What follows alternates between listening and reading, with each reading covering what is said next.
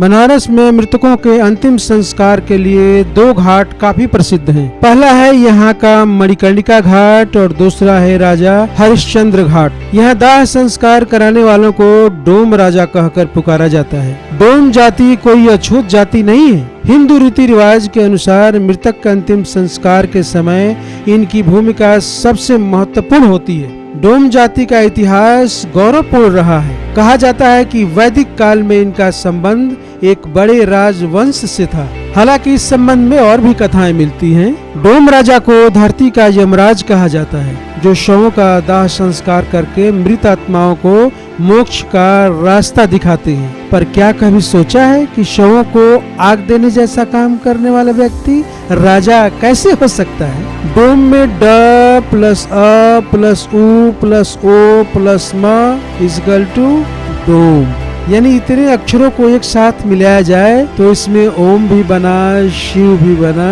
गहराई से समझने वाली बात है। शिव और ओम मिलकर ओंकार बने। वेदों का महामंत्र जिसका उच्चारण हुआ शिव ओम, अर्थात ओम से सृष्टि तथा शिव से सृष्टि का, अर्थात ओम से सृष्टि तथा शिव से सृष्टि का संहार। अर्थ गहरे हैं, समझ में आ जाए तो बड़े इंटरेस्टिंग है। डोम राजाओं की पौराणिक कथा भगवान शिव और राम के पूर्वज राजा हरिश्चंद्र से जुड़ी है। शिव कथा के अनुसार अनादि काल में जब काशी नाम आनंद वन हुआ करता था, उस समय भगवान शंकर माता पार्वती के साथ यहाँ भ्रमण के लिए आए थे और मणिकर्णिका घाट पर स्थित कुंड को उन्होंने अपनी जटाओं से भरा था, जिसके बाद माता पार्वती ने इसमें स्नान किया।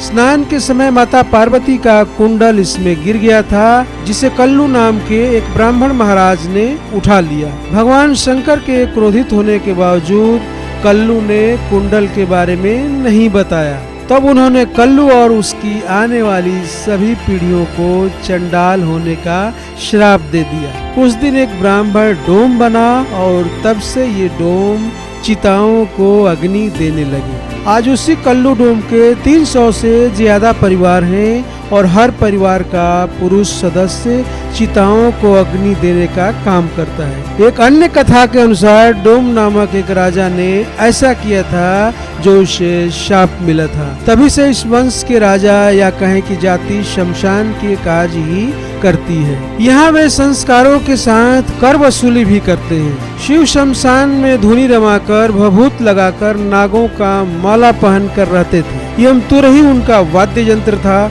इस प्रकार डोम भी शमशान घाट में मुर्दे जलाने का काम करते हैं तथा तुरही बांसुरी बजाने का काम करते हैं। डोम जाति के देवता शिव, काल भैरव, काली, क्षेत्रज्ञ, यम आदि हैं। दूसरी कथा राजा हरिश्चंद्र से जुड़ी है। हरिश्चंद्र के कारण ही डोम के आगे राजा लगने लगा। ऋषि विश्वामित्र द्वारा राजा हरिश्चंद्र के धर्म की परीक्षा लेने के लिए उनसे दान में उनका संपूर्ण राज्य मांग लिया गया था। दान में राज्य मांगने के बाद भी विश्वामित्र ने उनका पीछा नहीं छोड़ा और उनसे दक्षिणा भी मांगने लगे। इस पर हरिश्चंद्र ने अपनी पत्नी, बच्चों सहित स्वयं को बेचने का निश्चय किया और वे काशी चले गए, जहां पत्नी और बच्चों को एक ब्राह्मण को बेचा। वह स्वयं को डोम राजा के यहाँ बेचकर मुनि की दक्षिणा पूरी की।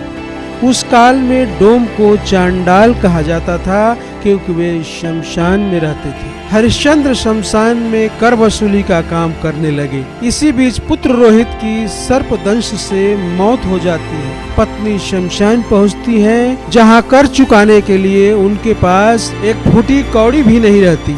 हरिश्चंद्र अपने धर्म का पालन करते हुए कर की मांग करते हैं, ये जानते हुए भी कि ये मेरी पत्नी है और मेरे पुत्र का ही अंतिम संस्कार करना है और इनके पास देने के लिए कुछ भी नहीं है। फिर भी राजा हरिश्चंद्र ने अपने कर्तव्य का पालन किया और उनसे कर की मांग की। इस विषम परिस्थिति में भी राजा का धर्म पथ नहीं डगमगा। विश्वामित्र अपनी अंतिम चाल चलते हुए हरिश्चंद्र की पत्नी को डायन का आरोप लगाकर उसे मरवाने के लिए हरिश्चंद्र को काम सौंपते हैं। इस पर हरिश्चंद्र आंखों पर पट्टी बांधकर जैसे ही वार करते हैं, स्वयं सत्यदेव प्रकट होकर उसे बचाते हैं। वही विश्वामित्र भी हरिश्चंद्र के सत्यपाल धर्म से प्रसन्न होकर सारा साम्राज्य वापस करते हैं। हरिश्चंद्र के शासन में जनता सभी प्रकार से सुखी और शांतिपूर्ण थी। यथा राजा तथा प्रजा। रोम जाति और राजवंश का इतिहास गौरवपूर्ण है, लेकिन इस जाति का गुलामी काल में पतन हो गया और आज इन्हें निम्न जाति का माना जाता है, पर ये है नहीं।